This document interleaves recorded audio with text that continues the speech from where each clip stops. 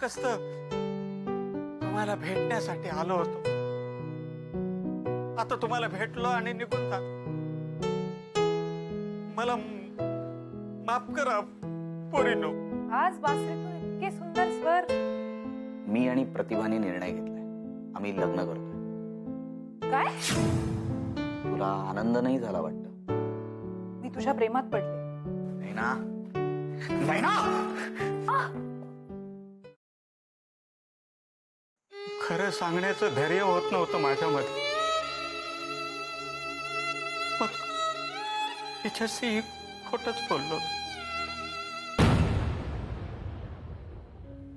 काय? तू काल रात्री जे बोलला ते सगळं खोटं होतं? काल नाही अक्का, त्याच्या आधी सगळ्या गोष्टी थापा होत्या, बंडल होत्या. थापावर थापा मारत होतो मी, खोटं बोलत होतो. काय काय रे, इकडे ये तू. माझ्याशी खोटं म्हणतो? थांब प्रेमा, थांब. असा हसतहीपणा करू नको. त्याला काय बोलायचंय ते पूर्ण बोलू दे, तर मग ठरवू आपण काय करायचं ते. अगं काही झालं तरी तुझा भाऊ आहे तो. हो, भाऊ आहे म्हणूनच मारते, म्हणूनच करते हे सगळं. काय याला कळत नाही का? सांगितलं ना, शांत राहा जरा. माझ्याशी खोटं. अगं, आई परत पण- मी काही शांत राहते ना. बोला तुम्हीच. बोला. भाऊजी,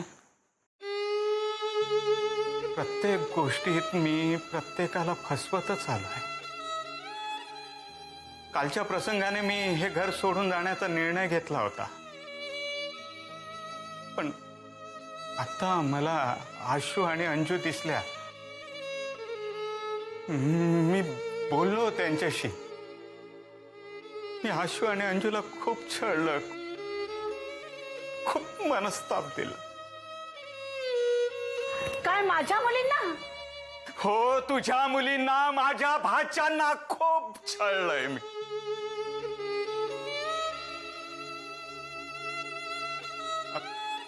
आताच मी त्यांना भेटलो. म्हटलं या घरात आता मला राहायची जागा नाहीये.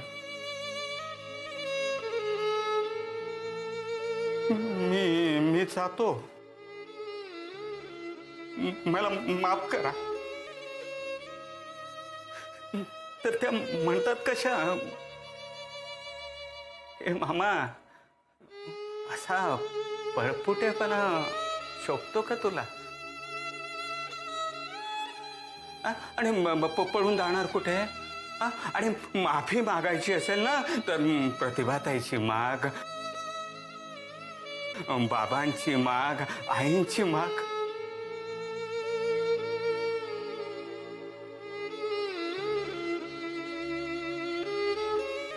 एवढ्या छोट्या असून मोठ्यांसारख्या वागल्यात कधी? अक्का, भाऊजी, खूप वाईट वागलो, मला माफ करा.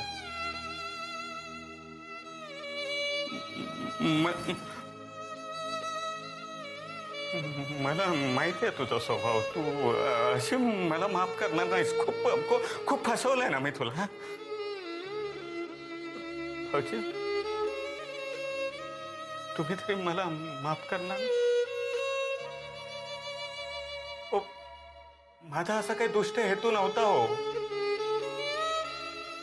पण मी त्या भयामुळे बहकलो, फसलो. कान पकडतो भाऊजी, मला माफ करा.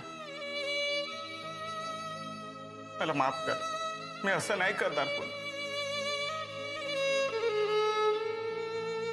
तुझ्या बोलण्यावरनं तरी वाटतंय की तुला खरंच पश्चाताप झालाय.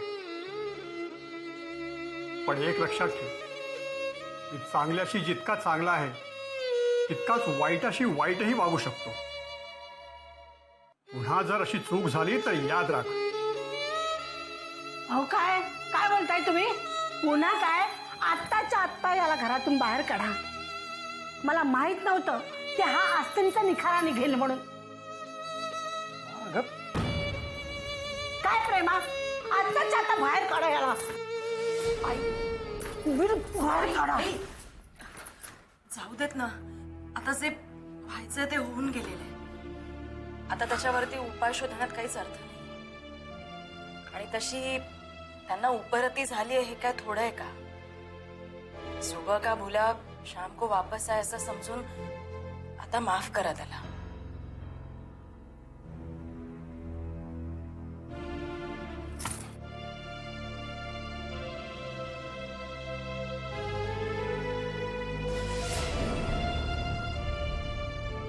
मामा, मामा असं का बोलतोयस तू? माझी कसली माफी मागतोयस? मी खूप लहान आहे तुझ्यापेक्षा. लहान असून मोठ्यांसारखी वागलीस ना म्हणून मोठी आहेस तू. मी तुझ्याशी खूप वाईट वागलो, खूप त्रास दिलास. पण आता मी असं वाईट नाही वागणार. तुम्ही जे सांगणार ना तसा मी वागेन. हा, तुम्ही जे काम सांगाल ते काम करेल मी.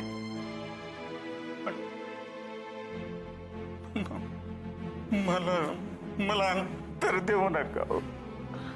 बघितलंस प्रेमा, प्रत्येकानं एकमेकांशी समजून उमजून वागलं तर सगळेच प्रश्न सुटतात ना.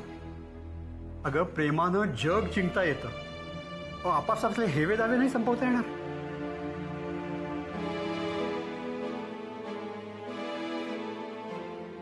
खरं आहे ते.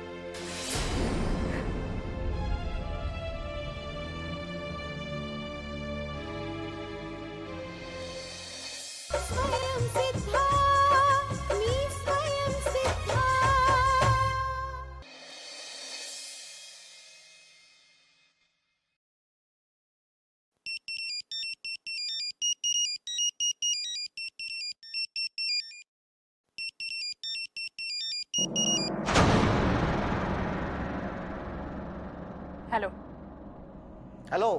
हा, काय बाई, काय न्यूज? सुदर्शन आणि प्रतिभा लग्न करतायत. काय? पण केव्हा? लवकरच. पण मला एक कळत नाहीये, सुदर्शन आणि प्रतिभा लग्न करतायत हे चांगलंच आहे की? चांगलं तर आहेच, कारण आता फक्त आम्हाला आमच्या वेगळ्या मौज घ्याव्या लागतील. म्हणजे काही नाही, म्हणजे लग्न झालं नसतं तर बॉसचं काम जराशी सोपं झालं असतं. पण आता लग्न होणारच आहे म्हटल्यानंतर आम्ही जे आधी ठरवलेलं आहे त्याचं काय करायचं ते बघावं लागेल.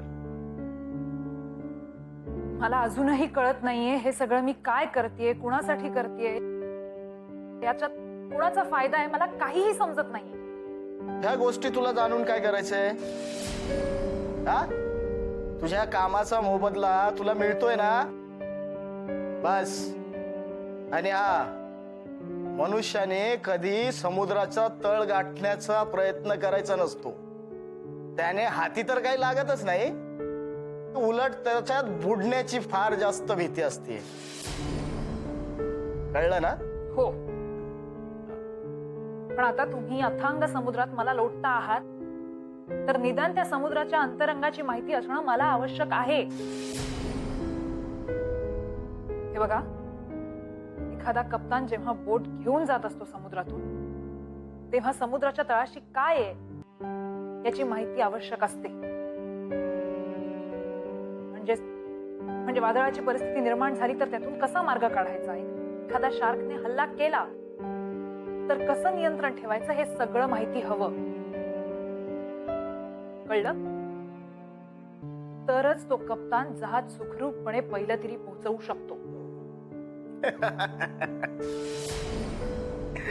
तू हे जे काय बोलतेस ना, हे सर्व माझ्या छपरावून गेलंय. कळलं का? छपरावरून? हा, म्हणजे डोक्यावरून. हेच कोण कप्तान, कोणतं जहाज, कसली वादळ आणि कोणता शार्क. अरे आम्हाला तर एवढंच माहिती आहे, उडी मार म्हटलं की उडी मारायची, धू म्हटलं की धुवायचं. फालतूच्या चौकशा करत बसायचं नाही. कळलं ना? पण मी त्यातली नाही. कळलं? मला सगळं जाणून घ्यायचं, कारण अर्धवट ज्ञान कधीही घातक असतं. त्याने गोष्टी कधीच साध्य करता येत नाही, आणि साध्य साधायचं असेल तर पूर्ण ज्ञान आवश्यक आहे. कळलं? म्हणून मी जे काही पुढे करायचंय ते का करायचं, काय करायचं आणि कधी करायचं हे सगळं मला माहिती हवं. कळलं? आता मलाच जर नीट माहिती नाही की काय करायचंय, तर मी तरी तुला काय सांगणार. हा, पण माझ्या डोक्यात आहे ना थोडीशी एक कल्पना आहे, आणि ती मला अंमलात आणायची. पण हे सगळं करण्यासाठी मला पहिलं बॉसला सांगणं फार गरजेचं आहे. मला लवकरात लवकर त्या व्यक्तीशी भेटायचंय. कोणत्या व्यक्तीला? हे जे काही तुम्ही माझा बॉस म्हणता ना, त्या व्यक्तीला. नाही, जोपर्यंत ते मला सांगत नाहीत तोपर्यंत मी काय त्यांची भेट तुझ्या बरोबर घालू शकत नाही. कळलं ना? हा, आणि त्याच्यासाठी ती फार मोठी प्रोसिजर आहे. हा, त्यामुळे जेवढं सांगतोय तेवढंच करायचं. कळलं? पण यापुढे मला माझ्या मनाप्रमाणे वागायचंय. एवढा हा माझा निरोप तुमच्या बॉसपर्यंत पोहोचतो. कळलं?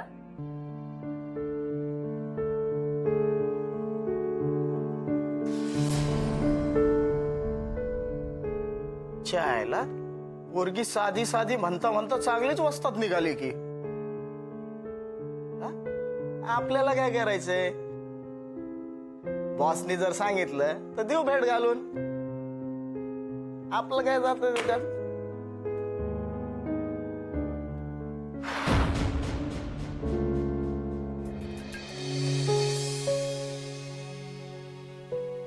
कशी वाटली ठिकाणं? म्हणजे या काही संस्था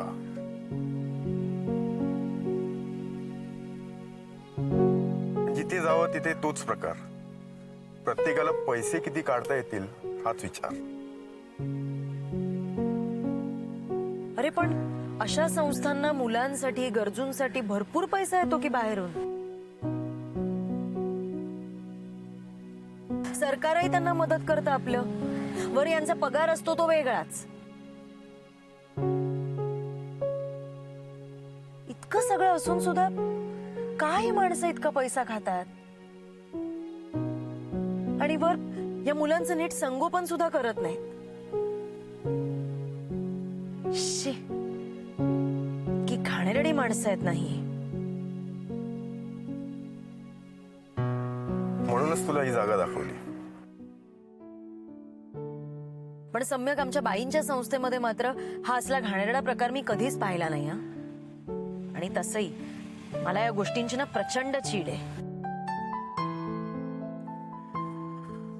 हीच गोष्ट मी तुमच्या संस्थेत जेव्हा आलो तेव्हा मला आढळून आली. म्हणूनच तर मी तुला स्वतःचं काही करायचंय हे सांगत असतो. सम्यक, मला असं वाटतं की ह्या गोष्टीसाठी मला थोडा वेळ हवाय.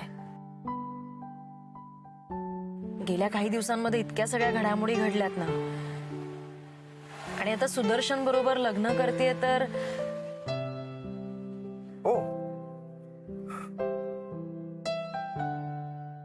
आणि आता सगळं सुरळीत झालंय तर काही सुचेनासच झालंय.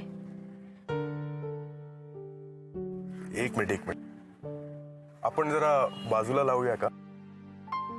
मी तुला माझ्या हातची कॉफी बनवून देतो. खरं तर अगोदरच देणार होतं पण राहिलं.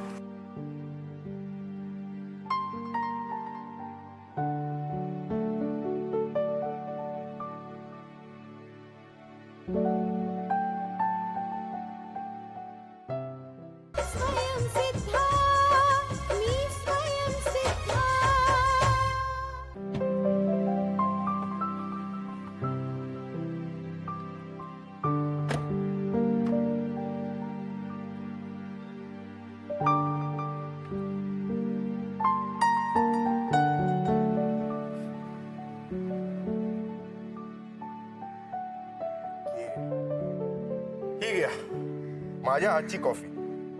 घेऊन तर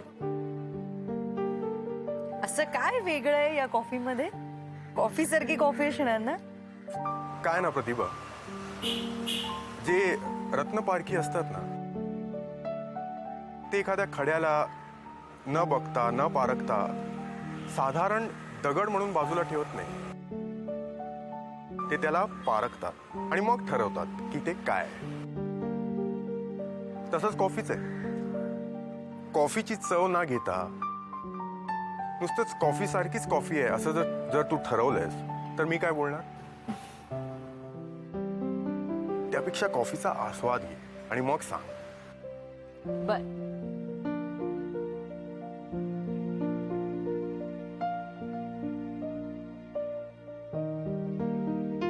वा, खरंच खूप छान झाली रे कॉफी.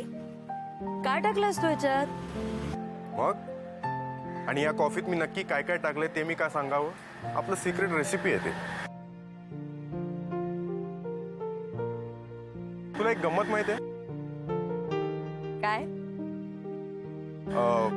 अमेरिकेत जेव्हा होतो मी, आई बाबा बाहेर जायचे आणि घरी मला कंटाळा यायचा. म्हणून करमणूक म्हणून मी स्वतःसाठी काही ना काहीतरी बनवत राहायचो. एकदा ते थकून घरी आले की मी माझ्या हातची कॉफी त्यांना दिली. पिताच एकदम ताजेतवाने. तेव्हापासून रुटीन ठरला की घरी आल्यावर सम्यकच्या हातची कॉफी. नाही, खरंच खूप छान झाली आहे कॉफी. आणि प्यायल्यानंतर खरंच खूप असं फ्रेश वाटतंय मला. मग कधीतरी बाबा म्हणाले की काय रे, काय ठरवलंयस, नोकरी की बिझनेस? मी म्हटलं बाबा बिझनेस. काहीच नाही जमलं तर कॉफी शॉप टाकेन. येणाऱ्याला वेगवेगळे फ्लेवर्सचे कॉफी पाजेन.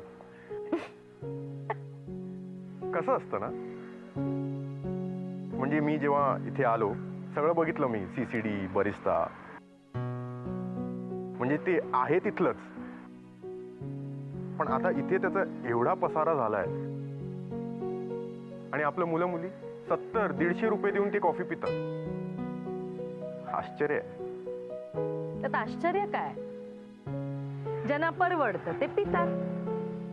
मान्य आहे, पण हे काय आहे ना, की एखादी साधी गोष्ट गुलाबी वेष्टनात गुंडाळून दिली की त्याची किंमत वाढते, त्यातला प्रकार आहे. यालाच तर मार्केटिंग म्हणतात. तुम्ही तुमचं प्रॉडक्ट कसं मार्केट करता किंवा कसं प्रेझेंट करता यालाच तर महत्व आहे आजकाल. दे यू आर. मला पण हेच म्हणायचं होतं की आपल्यालाही जर असं काही करायचं असेल तर त्याची मार्केटिंग करावी लागेल. PRO नेमले पाहिजे. म्हणजे तुला जर तुझी शक्ती फाउंडेशन लोकांच्या समोर बरोबर आणावी लागेल तर त्याला तसं रूप द्यावं लागेल. म्हणजे म्हणजे बघ प्रतिभा, आपली ओळख आत्ताचीच, फार पूर्वीपासूनची नाही. आणि आत्ताच तर कुठे तुझ्या मनात शक्ती फाउंडेशनची रुजवात व्हायला लागली आणि अचानक अचानक काय? असा थांबलास का अचानक? नाही, असू दे, आपण कधीतरी बोलू. अरे बोल ना सम्यक. नाही, असू दे, आपण नंतर बोलू याविषयी. असं आता विनाकारण अर्धवट बोलून मला टांगवत ठेवू नकोस हा. काय अचानक? प्रतिभा, म्हणजे उगाच तुला वाईट वगैरे वाटायचं. असू दे, आज नको प्लीज. मला काही वाईट वगैरे नाही वाटत. आणि शक्ती फाउंडेशनसाठी मला जर कुठली अप्रिय गोष्ट करावी लागणार असेल तर मी खरंच तयार आहे त्यासाठी. की आमच्या गुरुजींनी लग्नाचा मुहूर्त काढून दिलाय. म्हणजे आता या घडीला मी लग्न करू नये प्रतिभासारख्या मुलीसाठी कितीही खर्च करायची माझी तयारी आहे. किंवा मी आता एकटी नाहीये त्यामुळे तू माझा विचार करू शकत नाही. तुझ्या बदललेल्या बोलण्यावरून, तुझ्या उतरलेल्या चेहऱ्यावरून लगेच कळतं की नक्की काहीतरी घडलंय. आणि प्रत्येक स्त्रीच्या आयुष्यात लग्न हे येतच. आणि लग्न झालेल्या स्त्रिया हे काम करू शकत नाहीत असं म्हणायचंय का तुला? आमच्या पण आईची इच्छा होती की सुदर्शनचं लग्न खूप छान थाटामाटात व्हावं.